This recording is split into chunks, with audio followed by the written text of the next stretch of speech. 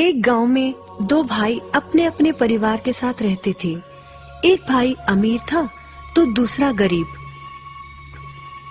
दिवाली आई, सारे गांव में खुशियां मनाई जा रही थी।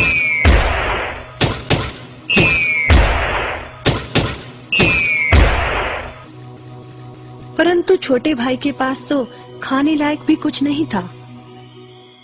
वह बड़े भाई के पास मदद मांगने गया। बड़े भाई ने दुत्कार कर बैरंग वापस भेज दिया।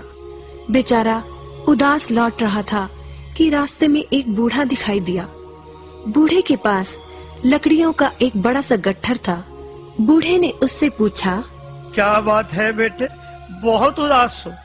दिवाली पर तो खुश होना चाहिए। काहे की दिवाली ताऊ, मेरे भाई ने भी मेरी मदद नहीं की। मेरा परिवार भूखों मर रहा है और मैं कुछ नहीं कर पा रहा। यदि तुम मेरी मदद करो, इन लकड़ियों के गट्ठर को मेरे घर पहुंचा दो तो मैं तुम्हें जो दूंगा उससे तुम अमीर हो जाओगे। छोटा बूढ़े के पीछे चलता हुआ लकड़ियों के गट्ठर को उसके घर छोड़ आया। बूढ़े ने छोटे को एक मालपुआ दिया और बोला, जंगल में जाना, एक जगह अजीब तरह के 3 पेड़ तुम्हें दिखेंगे, जिसके पास एक चट्टान होगी। ध्यान से देखोगे तो चट्टान के कोने में तुम्हें एक गुफा का एक मुंह दिखेगा। गुफा में चले जाना, वहाँ 3 बौने रहते हैं। मालपुआ उन्हें बहुत पसंद है, वैसे किसी भी कीमत पर छोड़ेंगे नहीं। तुम उनसे धन नहीं मांगना, बल्कि कहना मुझे पत्थर की चक्की दे दो। छोटा भाई गुफा में जा पहुंचा।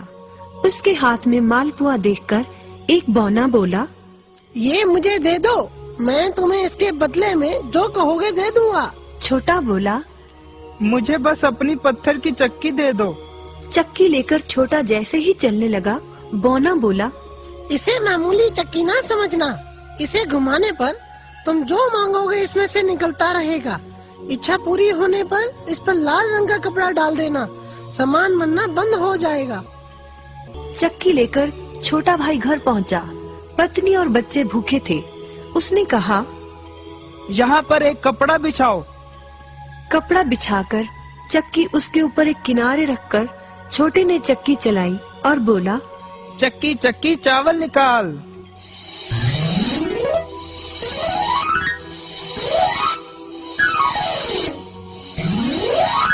बस चावलों का ढेर लगना शुरू हो गया। लाल कपड़े से चक्की को ढककर छोटे ने फिर कपड़ा हटाया और दोबारा चक्की चलाकर बोला, चक्की चक्की दाल निकाल।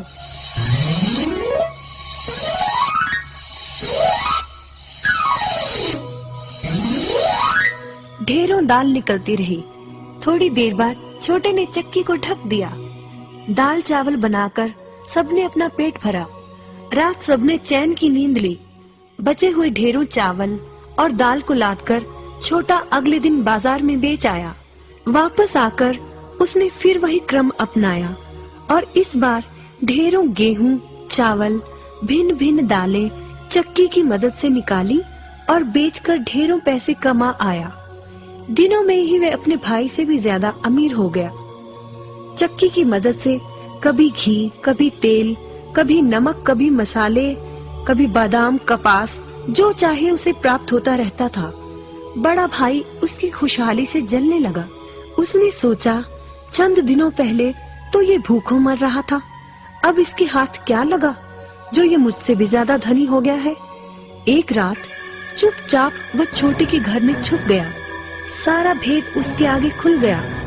अगले दिन जब छोटा बाजार सामान बेचने गया था तो बड़ा भाई छोटे के घर पहुंचा और उसके घर से चक्की चुरा कर ले आया और अपने परिवार को लेकर दूर कहीं टापू में जाकर बसने के इरादे से घर से चल पड़ा। समुद्र किनारे पहुंचकर उसने एक नाव खरीदी। सभी उसमें बैठ गए और नाव में बैठकर टापू की ओर चल दिए। उसकी पत्नी हैरान थी कि एक बेकार सी चक्की लेकर उसका पति सारा घर बाहर छोड़कर हम सबको लेकर कहाँ जा रहा है। बड़े भाई ने पत्नी की जिज्ञासा शांत करने के लिए चक्की को घुमाया और बोला, चक्की चक्की नमक निकाल।